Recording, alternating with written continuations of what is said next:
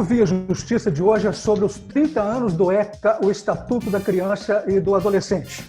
Nossos convidados, a desembargadora Valéria Rodrigues Queiroz, superintendente da COINJ, a Coordenadoria da Infância e Juventude do Tribunal de Justiça de Minas Gerais, e o juiz José Roberto Poiani, da Vara da Infância e Juventude de Uberlândia. Numa parceria da TV Assembleia com a MAGES, Associação dos Magistrados Mineiros, o Via Justiça está começando. O ECA completou 30 anos em 13 de julho. E eu pergunto para a senhora primeiro, desembargadora, a senhora acha que o Estatuto conseguiu transformar para melhor a vida dos jovens brasileiros? Qual o balanço que a senhora faz desses 30 anos do Estatuto? Esses 30 anos, de aniversário do Estatuto da Criança e Adolescente trouxe milhares de avanços na defesa, na promoção dos direitos da criança e adolescente. Um exemplo que eu acho assim, primordial, a gente está sempre ressaltando, mas isso é importante, é que antes do Estatuto, a criança e o adolescente não eram seres humanos, eles eram meros objetos, igual uma cadeira, um lápis. Eles não eram vistos pela lei, pelo poder público, como seres humanos. Eles não tinham direito, eles não tinham voz, não tinham deveres também. Então, o Estatuto veio para reconhecer essas pessoas como sujeitos de direito. E isso me emociona até hoje, porque como pode crianças e adolescentes não terem direitos, não serem reconhecidos como cidadãos? As garantias constitucionais não se aplicavam a eles, eles não tinham vontade, eram meros objetos. Então, esse é um avanço que a gente tem que estar sempre firmando, porque era uma violência muito grande que a criança e adolescente sofria antes do Estatuto.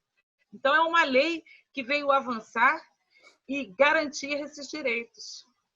Doutor Poiani, e o balanço do senhor antes, pelo que a doutora Valéria falou, eu estou lembrado aqui, antes era o Código de Menores que valia, né? E disseram que esse código era apenas repressivo, não olhava direitos não, né? Qual o balanço que o senhor faz? O Estatuto da Criança e Adolescente rompeu com aquela doutrina da denominada situação irregular, em que a criança e o adolescente eles eram objeto de intervenção. E essa intervenção, no mais das vezes, era apenas no sentido de repressão no campo do ato infracional, e no campo protetivo consistia em colocá-los em internatos e lá ficando com vínculos familiares rompidos e sem preocupação de mantê-los. O Estatuto da Criança e Adolescente veio na onda da Constituição de 1988, rompendo com essa política anterior e trazendo um microsistema específico da implementação da doutrina da proteção integral. Nesses 30 anos, muito temos que comemorar. É evidente que ainda temos um longo percurso em prol da garantia dessa proteção integral da criança e do adolescente, mas é uma construção e a gente está nesse trabalho contínuo. Doutora Valéria, a senhora falou, usando a expressão da senhora mesma, que teve milhares de conquistas ao longo desses 30 anos, mas eu pergunto, garantiu acesso a uma educação de qualidade, conforme está lá no Estatuto? Olha, o problema, todo mundo coloca o problema da criança e adolescente no Estatuto, num papel, numa lei. Uma lei maravilhosa, tá? Uma lei excelente. Agora, o problema não está no Estatuto. O problema está no nosso país, que é um país que ainda permeia desigualdade social, financeira. Então, o que a gente observa? Os direitos que estão no Estatuto estão sendo cumpridos pelo poder público? Está sendo cumprido? Não. Mas a responsabilidade não está no Estatuto, porque eu nunca vi pessoas transferirem a falta de educação, a falta de saúde, de saneamento básico para um papel. Só aqui no Brasil que fala que a culpa é do ECA. Sendo que essa desigualdade financeira, social, educacional também, ela é proveniente de gestores públicos que desviam o dinheiro da educação. Nós temos aí várias ações que já se tornaram públicas, recentemente agora numa pandemia, onde foi encontrado milhões na casa de um ex-secretário, e esses milhões poderiam estar atendendo a essas crianças e adolescentes. Então, o que você vê é um estatuto excelente, não precisa Ele precisa ser recumprido, mas por quem? Pelos gestores públicos. A prioridade absoluta não existe no Brasil. Ela está ali na Constituição, mas ela não é cumprida. E quando você não é responsabilizado pelos seus atos, pela má administração dos bens públicos, não vai acontecer nada.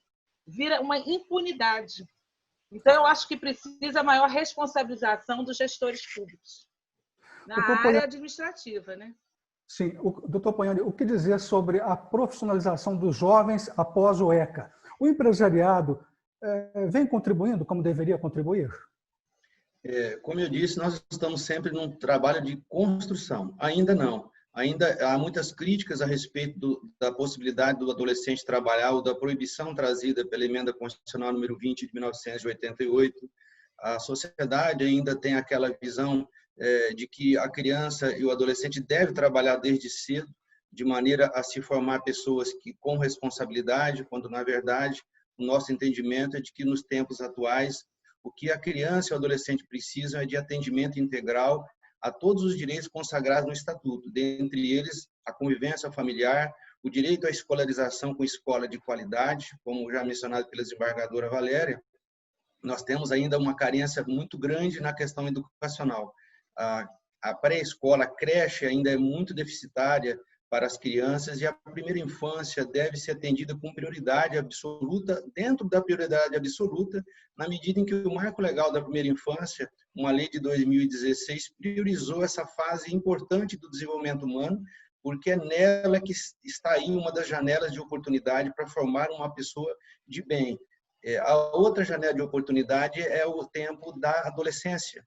E é nesse período em que se deve permitir que o adolescente tenha contato com o trabalho, mas com privilégio às políticas e aos programas de aprendizado, de maneira que ele possa não ter que optar entre a escola ou o trabalho. E aí entra a questão desse cenário que nós já trouxemos aqui, a desembargadora já muito bem abordou. O país continua com uma população muito vulnerável, uma grande quantidade de jovens ainda vivem às margens dos direitos sociais, como questões básicas, saneamento, educação e tantos outros direitos que fazem com que ainda precisemos avançar muito no campo da profissionalização e da escolarização. Desembargadora, há uma polêmica sobre o trabalho dos jovens, que é permitido apenas nos casos de aprendizagem e idade apropriada. A senhora acha que isso deve mudar? O jovem deve trabalhar? Eu vou até fazer a complementar a pergunta do Poiani nessa resposta. Primeira coisa, nós temos que distinguir o que é criança e o que é adolescente. Criança é de 0 a 12 anos. Tá? Criança, lugar de criança na escola ou dentro de casa, com a família. Agora, nós vamos falar legalmente de adolescentes, que é na faixa etária de 12, tá, aos 17 anos incompleto. Então, essa faixa etária, a partir dos 14 anos, o Estatuto permite que eles trabalhem como jovens aprendizes, não é, Poiani? Há essa permissão do jovem aprendiz. E aí, quando você pergunta para o Poiani se essas empresas, o que as empresas têm feito, por lei, elas são obrigadas a ter uma cota desses adolescentes fazendo curso profissionalizante lá dentro. Tanto que o Tribunal de Justiça de Minas Gerais, em parceria com várias empresas, está acolhendo esses adolescentes para trabalharem fazerem um curso profissionalizante. Então, existe, sim, há uma fiscalização do Ministério Público Federal em relação a isso. O que eu defendo existe um decreto hoje, que eu não sei o número, que proíbe adolescentes de 16, 17 anos de trabalharem, por exemplo, como mecânico, que é uma profissão que o jovem gosta. Tudo é insalubre. E fizeram uma lei que a política partidária ela não fez voltada para o adolescente que vive na cidade. A gente, ao invés de se combater a exploração do trabalho infantil, e infantil eu me refiro a criança, isso eu sou radicalmente contra crianças trabalhando no campo, na indústria, pegaram isso tudo, jogaram num saco só e o adolescente se vê hoje trabalhando para o tráfico de droga em razão desse decreto. Por quê? Um comerciante não pode botar um adolescente para trabalhar porque é insalubre. Você sabe por quê? Está lá porque ele vai pegar chuva e corre o risco de ele sofrer um acidente de trânsito. E quando seu filho vai para a escola? Ele corre a mesma coisa.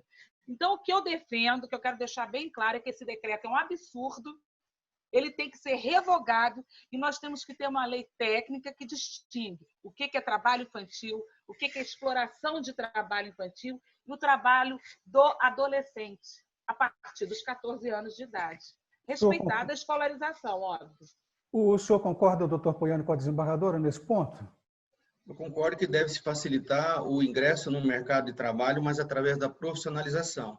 O que a Constituição, através da emenda constitucional número 20 de 1988, manteve a proibição na redação original, é o trabalho noturno, perigoso ou insalubre. Esses, a nosso ver, não contribuem para a formação do jovem, do adolescente.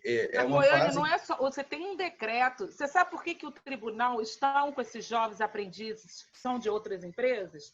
Porque todas as empresas são consideradas insalubres. E, ao mesmo tempo, eles têm que dar trabalho para os jovens aprendizes. Então, o tribunal teve que assumir esse encargo de acolher esses jovens, porque tudo é insalubre. Não é só à noite, não. Eles nem de dia podem trabalhar, a não ser dentro de um escritório administrativo. É uma lei muito rigorosa, que, ao meu ver, ela tinha que ser revogada. Desculpa, Poiani. Talvez se possa discutir com a sociedade, com os gestores públicos, eventual revisão desse critério do ambiente insalubre ou perigoso, mas com esse privilégio da formação. Acho que nós estamos concordes de que o adolescente deve, sem deixar a escolarização, caminhar para a profissionalização, respeitados alguns limites que devem ser resguardados, porque se trata de uma pessoa que ainda está em desenvolvimento. Acredito que nesse ponto todos nós concordemos.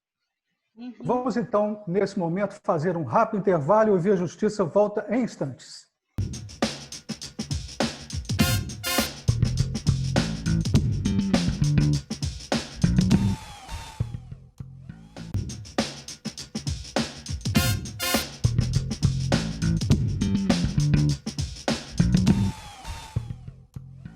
O Via Justiça de volta, hoje falando sobre os 30 anos do ECA, o Estatuto da Criança e do Adolescente. Participam do programa a desembargadora Valéria Rodrigues Queiroz, superintendente da COINGE, a Coordenadoria da Infância e Juventude do Tribunal de Justiça de Minas Gerais, e o juiz José Roberto Poiani, da Vara da Infância e Juventude de Uberlândia. Doutora Valéria, nesse momento de pandemia, crise social, quais serão os reflexos disso em relação ao ECA? Como que isso vai aumentar a vulnerabilidade de jovens no Brasil? A pandemia ela vai trazer consequências, né, gravíssimas, já está tendo. A gente começa a observar dentro de casa a mudança de comportamento dos adolescentes, que eles nunca estiveram preparados para ficar tanto tempo confinados. Tá? Isso a gente percebe até na nossa família, a mudança de humor, de comportamento. E isso vem, a falta de escola, então, hoje eles estão dando uma importância muito grande à sala de aula. Eles mesmos falam, não é igual ter aula por videoconferência. Vão ter que passar a mudar seus conceitos de aula, de aprendizado, se adequar a isso, porque a gente não sabe quanto tempo vai durar a pandemia. E isso também gera, nas classes sociais mais baixas, um aumento, sim, de atos infracionais. Por quê? Eles não ficam dentro de casa. Tá? Os poucos que ficam dentro de casa e começam a não terem o que fazer, porque eles não têm acesso à internet, não estão com acesso à escola, porque não chegam para eles a tecnologia, o poder público não fornece para eles esses bens de acesso a ter aula, então eles estão na rua.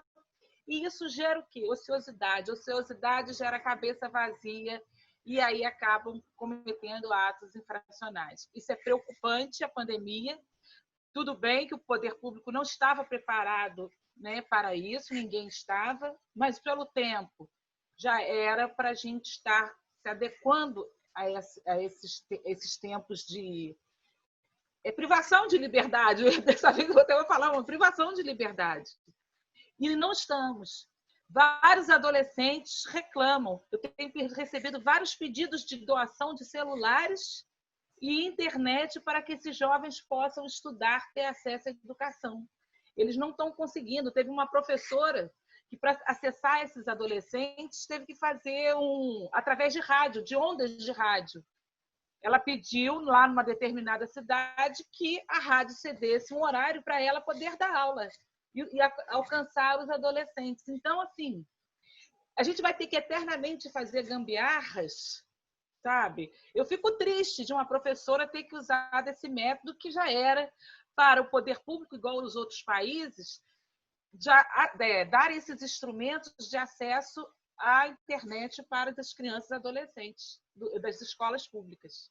Doutor Poiana, e nesse momento os conselhos tutelares estão tendo muito trabalho?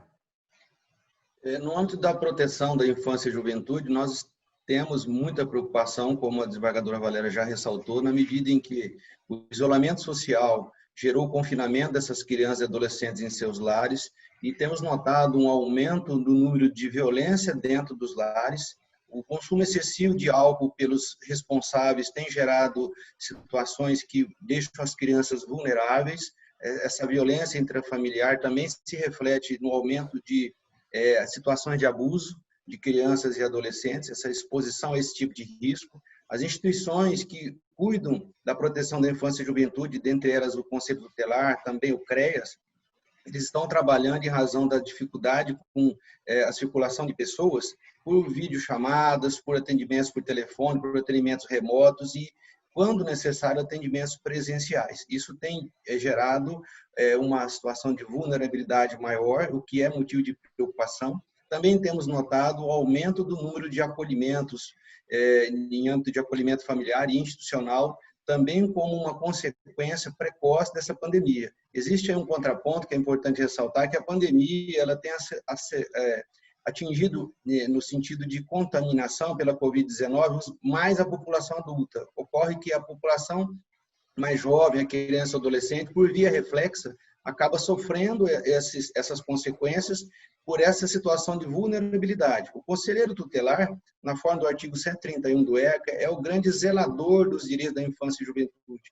Então, nesse trabalho, cada município tem pelo menos 5 conselheiros tutelares, segundo determina o estatuto. É nesse trabalho de zelar que o conselheiro faz as visitas às situações que necessitam de acompanhamento, solicita apoio das políticas públicas, às vezes frágeis ou inexistentes, como revelado pela desembargadora Valéria.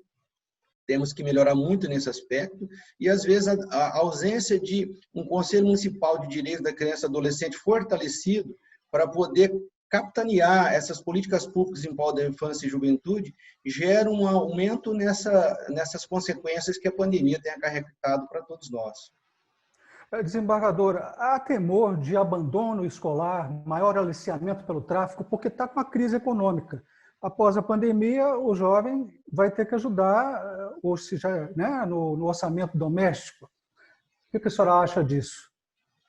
Isso é um grande temor, porque muitos pais foram demitidos, perderam o emprego com a pandemia. Esses adolescentes são mais ainda abertos ao aliciamento para o tráfico. Para trabalhar, eu não falo que são traficantes, porque eu não vejo os adolescentes como traficantes. Traficante, para mim, é o Fernandinho Beiramar, é o Coppola, que são os verdadeiros donos da droga. Eles trabalham para o tráfico ali. E nessa época de pandemia, maior ainda é a motivação deles, porque por mais que nós temos ações sociais de entregas de cesta básica, a população tem ajudado, esses adolescentes estão à toa. Eu frequentemente vou nos aglomerados e tenho visto, eles ficam o dia inteiro na rua, porque lhe falta tudo, lhe falta acesso a tudo. Então, o que eu acho assim, que a gente tem que ir, o poder público. Eu não vou falar poder público, não, porque eu acho que é uma coisa muito genérica, porque o Estatuto fala que compete ao município dar acesso à educação, à escola, à saúde.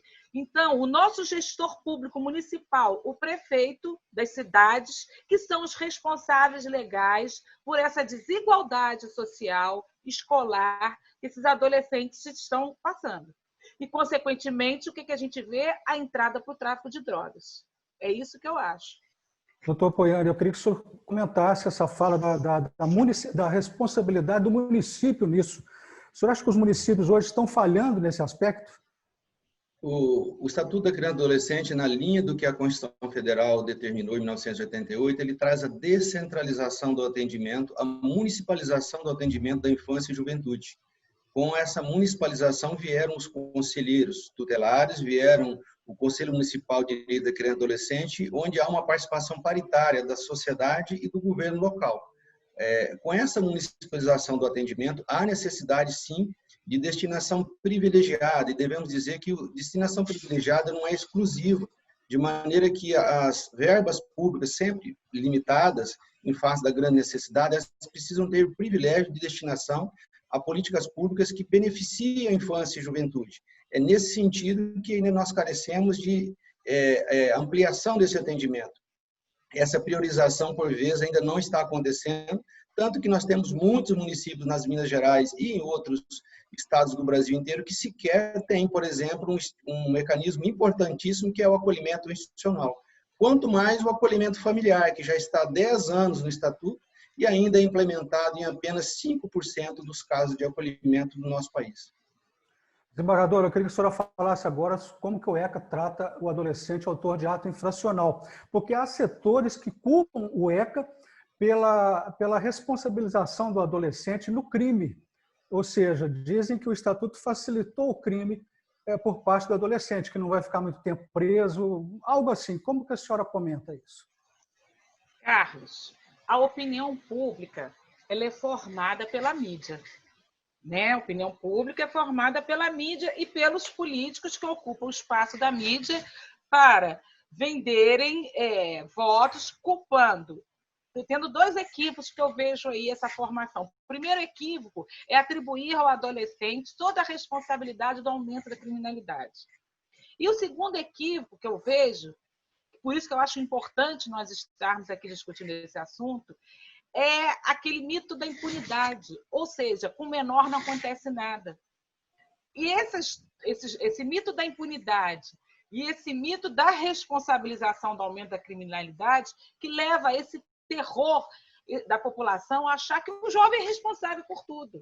E uma coisa importante que eu acho que a gente tem que ressaltar aqui é que o Estatuto ele responsabiliza, sim, o adolescente. O fato do adolescente ser inimputável, isso que tem que te explicar, inimputabilidade não quer dizer ausência de responsabilidade, é que as penas do Código Penal não se aplicam ao adolescente. Mas ele tem um estatuto onde tem as sanções ali, que são o que a gente chamamos de medidas socioeducativas, que são restritivas de direito ou privativas de liberdade, que são aplicadas a esses adolescentes. Agora, deixa eu explicar uma coisa. O Estatuto tem 30 anos. Há 30 anos atrás, Carlos, não existia esse envolvimento de adolescentes na criminalidade. Eu tiro, por exemplo, a estatística de Belo Horizonte. Em 2015, foram apreendidos 10 mil adolescentes, só na capital. Ano passado, já estamos com 6 mil. Então, o que eu quero trazer para vocês? Número 1. É que o Estatuto precisa ser reformado, sim. O Fórum Nacional dos Magistrados da Infância e Juventude, inclusive, já enviaram para a Câmara dos Deputados uma minuta de projeto de lei propondo alteração da responsabilização do adolescente, principalmente no tempo de cumprimento da medida. Tá? Isso é uma coisa muito importante, porque estão querendo encarcerar adolescentes com uma medida muito simplista para um assunto muito complexo. É assim que eu vejo. Então, isso não é reduzindo a maioridade penal que nós vamos acabar com a criminalidade. E nós não podemos usar isso como palanque político, tá? Porque as crianças são o futuro do Brasil. As crianças são o presente, Carlos. Nós temos que falar, nossas crianças e adolescentes são o presente do Brasil e não ser usadas na época de palanque de política.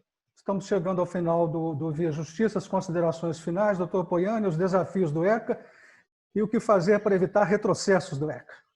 Para evitar retrocessos, precisamos de fortalecer as políticas públicas em prol da infância e juventude. O princípio da prioridade absoluta, é bom dizer, ele se direciona a todos que trabalham com a infância e juventude, dentro do Poder Executivo, do Poder Judiciário, do Poder Legislativo. O legislador já modificou o Estatuto por mais de 30 vezes, desde que ele foi editado em 1990, buscando aperfeiçoá-lo, e tem sido aperfeiçoado, especialmente na área protetiva, de adoção, de convivência familiar, de apadrinhamento afetivo, de gestantes que desejam entregar seus filhos para a adoção.